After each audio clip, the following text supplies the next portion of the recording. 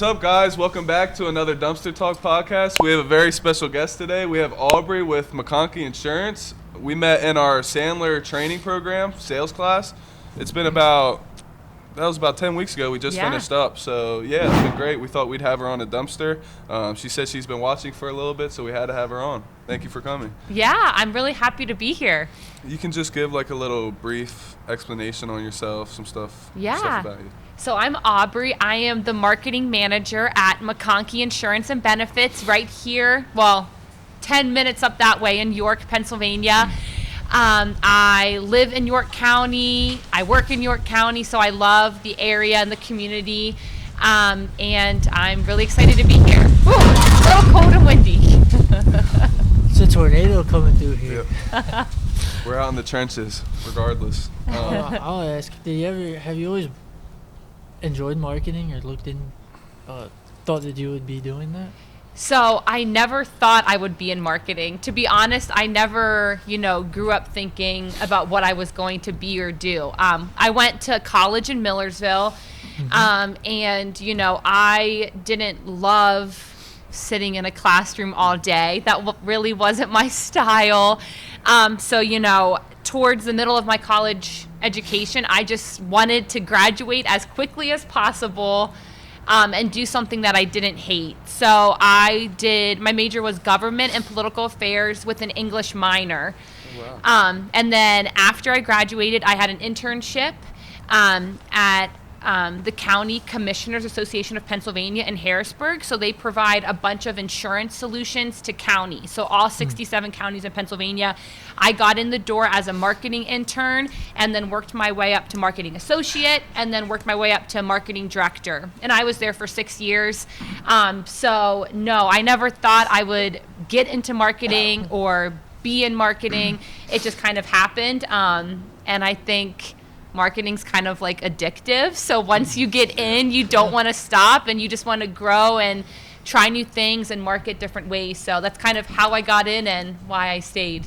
I know this is a broad question, but what's your favorite part about marketing? What do you think drives you the most? That is a hard question. I think just the adaptability, never knowing what's going to work or what's going to fail, and just, using the analytics and looking at things that do well, doing A/B testing. Oh, this campaign performed really well, or this social media post, and then completely adapting your plan, starting over, and finding a plan that works. I love the challenge of it and just the ability to adapt throughout. For sure. It's relatable. It's like every day it changes. Yeah. Especially the algorithms and all the social media platforms. It's always changing and it's challenging. Yeah, it's hard to you'll never master marketing, which I think I love the most about it. You can test stuff and you might think it's going to go really well, but it could go really bad. But the ones you think are going to do bad might do very good. So I don't know. I agree. I like the different mix of it. We saw your company won a couple awards this year. Yeah, we have. It was a really good year for McConkey all around. We just won 6th best place to work in Pennsylvania. We've won the last 10 years best place to work in Pennsylvania. Wow. And this award is fully done by the staff. So it's anonymous, we're just sent the link, told to fill it out honestly, and then Central Penn Business Journal calculates, does all the results, and then has a big award ceremony. So that was really great. We won 23rd best place to work in insurance in the nation. Oh, wow. Which is, thank you. Yeah. I mean, it just sounds crazy. We won we were 41st place for fastest growing company in Pennsylvania. So that was a really big achievement. We just, we acquired an insurance agency in Reading, Gallon Insurance Agency. So, we're definitely growing. So that was really cool to win that award and to be announced publicly. And for best places to work, we were the top insurance agency there. Oh, wow. So we won the highest place. That definitely says something. Yeah, out of any insurance agency in our area. So that was really exciting, and I know the team's really proud, and it just feels really cool to be a part of it, and just really honored to work at McConkey. For sure. You guys are a different type of insurance company. You run your business different, just like we run the scrapyard different than other scrapyards. What's kind of your guys' niche or differences from other companies? Yeah, that's a really good question. I get that a lot. Just driving here in Columbia from York, Pennsylvania, I might have passed like a dozen insurance agencies. So, there's insurance agencies every couple miles. So the market is very saturated. And when people ask me about McConkey, I say not only do we do it all, but we uniquely do it all. We offer business insurance, construction and surety bonds, executive benefits, employee benefits, personal lines, small businesses. So we do it all, but we do it uniquely. So one of the things is we are a team-based company. So a lot of insurance agencies, you work with the salesperson, you come in the door as a client, and then we pass you along to somebody else within the company. That's not how McConkey does it. We build a full team around you to support you throughout the whole year. And then we also have a very unique compensation model. So our staff are not working based on commission, which is definitely unheard of in the insurance industry. We work with clients, we provide them great service. We don't have a huge focus on sales, and because we don't have that compensation model. Definitely very unique. When we write a policy, when we add new things to the policy, we're not just getting a check in the mail ourselves. We're truly doing what's best for the client. And then lastly, we're independent. So our only priority ever is on the client. We really do a lot of consultation. So if you come to us and you say, hey, we want to look at business insurance, we look at all the different insurance companies we represent, we look at your unique specific risks, identify them, and really give you options, and then consult with you guys on what option works best for you. So we're definitely very unique in that. And McConkey, just like Sod, has been around for a long time. I think since 1890. Oh, wow. Wow. So we have a long-standing history of this model. And even though other people in the insurance industry say, hey, that model's not sustainable, or hey, that model can't work, not only does it work, but we're constantly winning awards for our service model by our employees. So it's definitely proven successful at McConkey. How have you guys seen that kind of help you out, that you guys do stuff differently than other companies? We definitely see some advantages we have compared to how other scrapyards run theirs. Yeah, I think our staff are just really happy because they're not, working in that like aggressive sales commission environment. So first and foremost, our staff are really happy at McConkey, and it shows. Like I said, our staff are the ones that we all voted and nominated and put our results to win Best Place to Work. Our unique service model, our clients are really happy because everything is centered around them. We are a service company. We're not a sales company. We're a service company. We provide great service to our clients. I know our staff always have their phone and emails on them, always waiting to help our clients. So I think in those two ways, we definitely hear feedback and have won awards based off it. That's awesome. Yeah, I know. Obviously, they've sent me through the sales course, but does McConkey send a lot of people through like the sales program or just other training in general to grow? Yeah, we do a lot of leadership development training. Tons of our staff have certifications. Most of our staff are licensed in property and casualty and life and health. So we have tons of different trainings going on professionally. And then, historically, we've sent all of our account executives to a sales training. And it's actually kind of funny because another way that McConkey is unique, we hire experts in our industry. So we look for super talented, knowledgeable people in the insurance space. So maybe they were underwriters, maybe they worked in claims, they have a background in risk management. We take these super talented experts and we bring them into McConkey. So they're experts in the field in their respective industries, but they don't have a sales background, whereas maybe other insurance agencies, they look for people who are really good at sales, bring them in and teach them insurance. We look for people who are great at insurance, bring them in, and kind of help develop some sales trainings with them. So that's something that our staff do. You know, not that we're a sales organization, we're service first and that consultation first, but you still want to make sure that your staff are able to be out and about and build that pipeline and just, you know, being able to communicate with prospects all the great things that McConkey can do for them. That's awesome.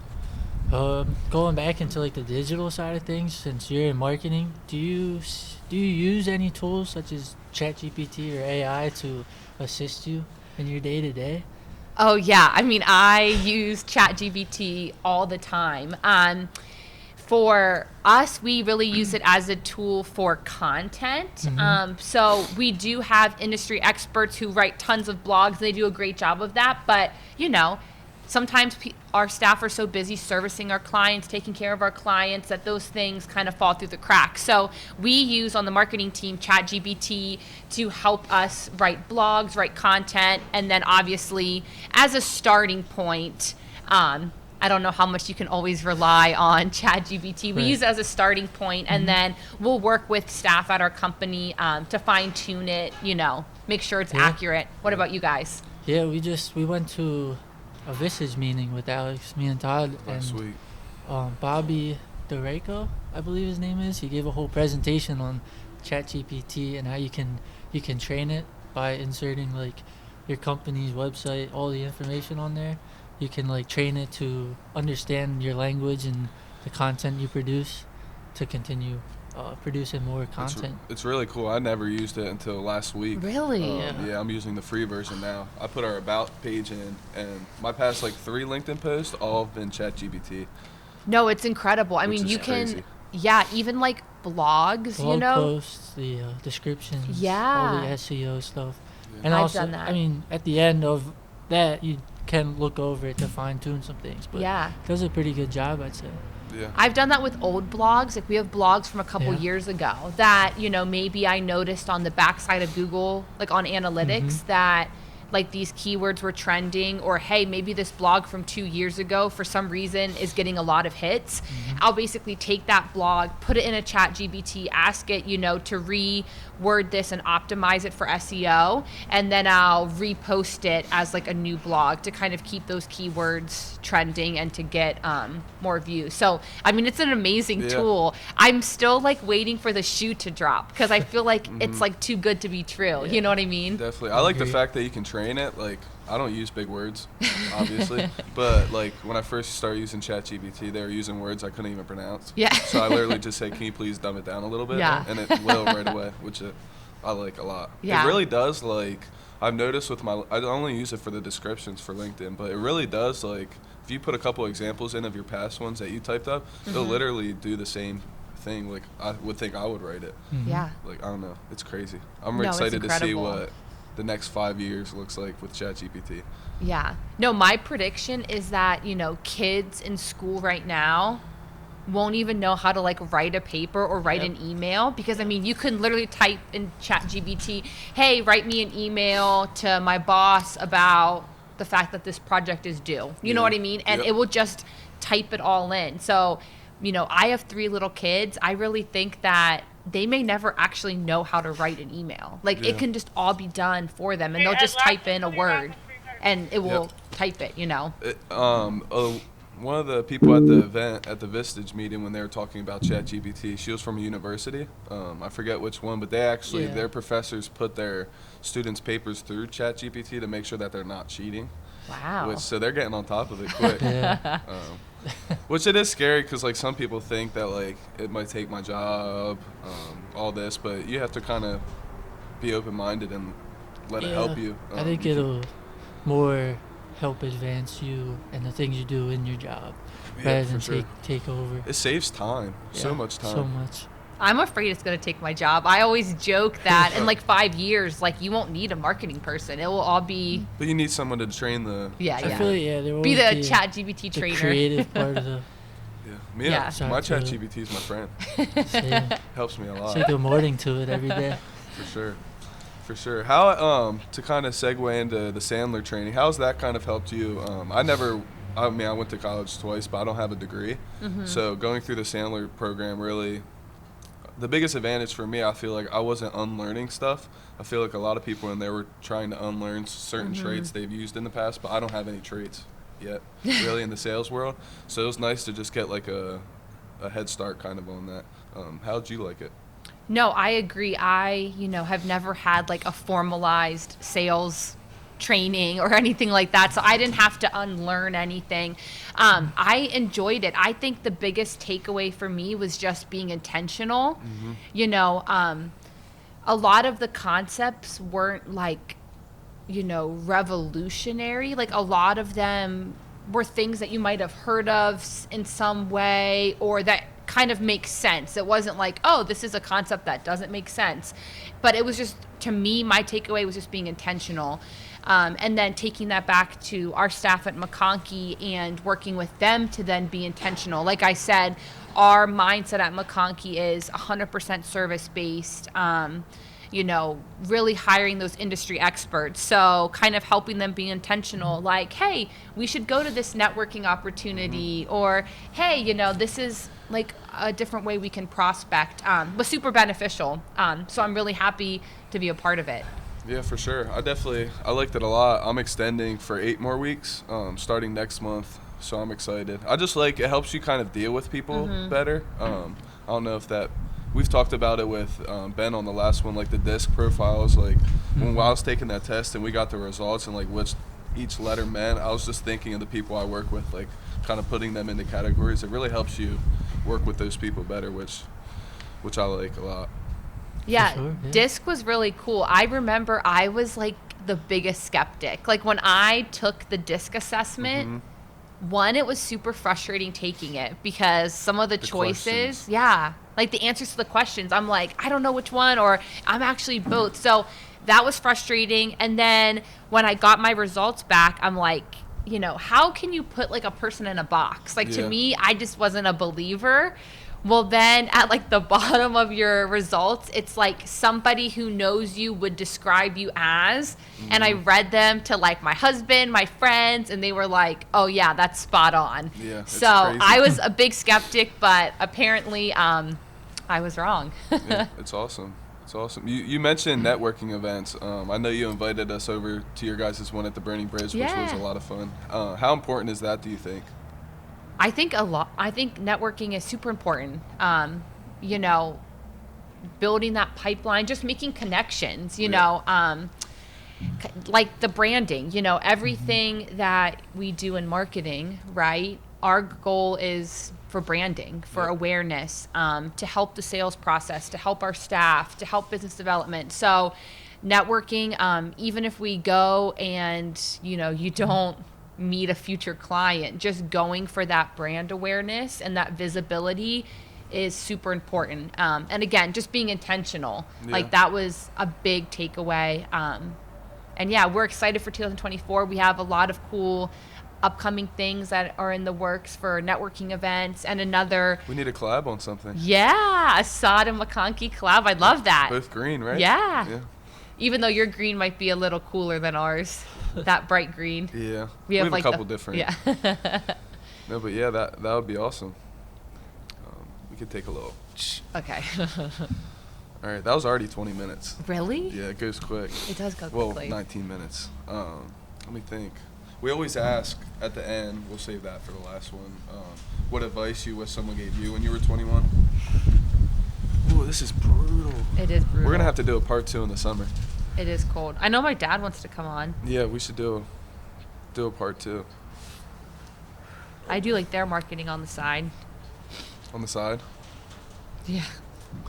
I don't want to do it forever. Yeah. He's like a partner there. So like they didn't have any marketing. Basically it was like this would be such a great thing for them to talk about, but this guy started out of his garage. Then he hired an employee, and now it's like a 20, 30 person company. So like when my dad, got into the company, I mean, they needed a logo, they needed a website, they needed social media, everything. So I got that up and running, working with them to like create stuff. But eventually my goal is that they will grow kind of like that sweet spot where like they need to grow a little bit more to have. Yeah.